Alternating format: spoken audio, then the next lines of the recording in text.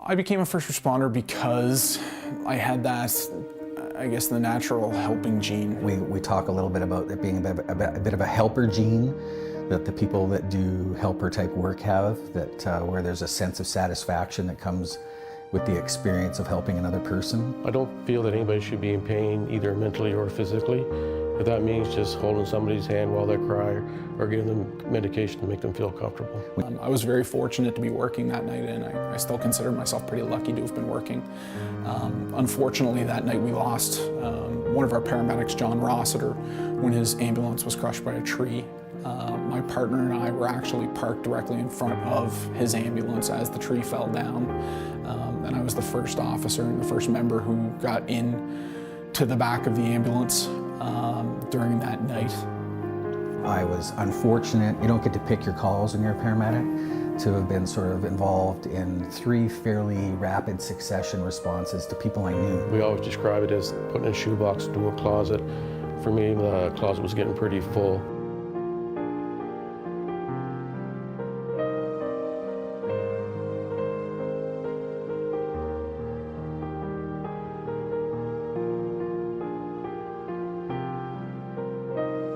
I can remember one night walking down train tracks where a guy had stepped in front to commit suicide, and we walked down, and the sergeant was with me. He said, "Rick, look at your boots."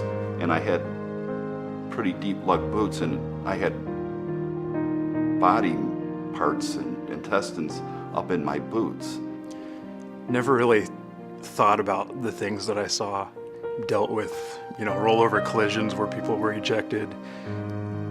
Child deaths were the hardest, and doing CPR on a child for 20 minutes.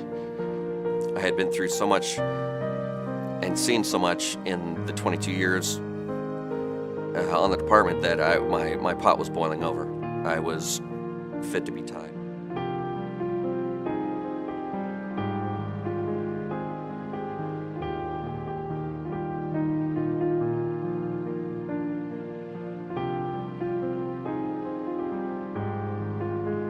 I'm going to share my story, and I'm not going to be afraid to share my story. And I dare anybody on this department to come up to me and tell me I'm weak, because they won't.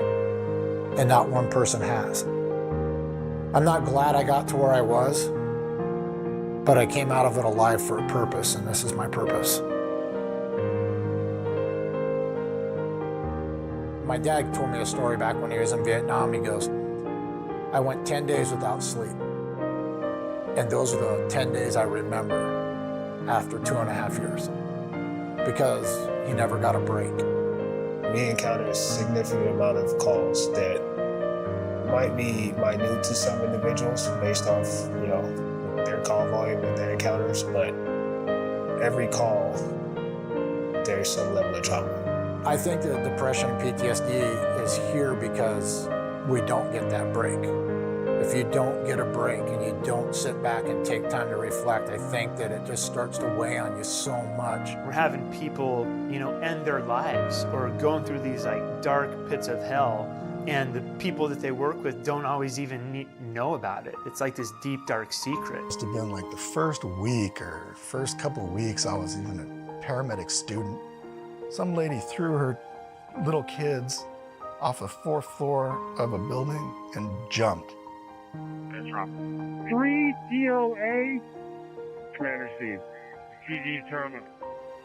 I've never been exposed to that. I like to ski and go fishing, and I never see anything like that. I didn't know how to process that. It was the most gnarly thing I'd ever seen. And then we go back to the station, and dudes all just go back to what they're doing. I was like, what? Guys would just line up in front of the payphone just to call home and tell their kids they love them. And then next thing you know, it's 7 in the morning, everyone just disperses and goes home and says, later, dudes. I can't see that sort of thing and then just go home and go about my business. I just can't. Firefighters, if we're good at anything, I can wear a smile when I'm at work and do my job and leave, and nobody would really be able to see that, wow, he's really struggling today. But I also was going to kill myself. I certainly got to a stage where stuff was getting more and more difficult to manage. When I just started having a lot of trouble with just stuff, like, you know, I just wasn't as motivated about certain things, and I didn't feel as happy. I'm a pretty happy guy. I mean, I'm pretty happy now, but I've been through some, you know, periods of time where I just was having trouble with my happy. You gotta have your happy. I've spent my whole life trying to chase my happy. So to just wake up one day and realize, I don't know where it is. I ended up going to see a counselor. He told me that I had all these symptoms of PTSD. He asked me a whole series of questions.